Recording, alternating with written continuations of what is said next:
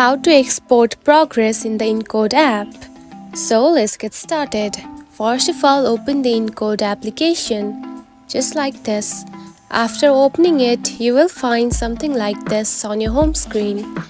Now here you can find settings option at the top right corner right here. Then select it.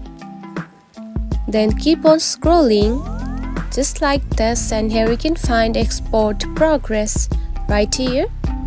Now to export it, simply tap on to export backup file right here. Select it. Now you can simply copy this file and simply download it, or you can simply send it to other platforms, or you can simply save to files right here.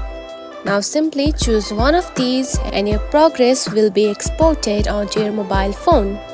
And that's it. This is how you can export the progress in the Encode app. It is a very easy process, right? If you found this video helpful, don't forget to like and subscribe for more tips. Thanks for watching.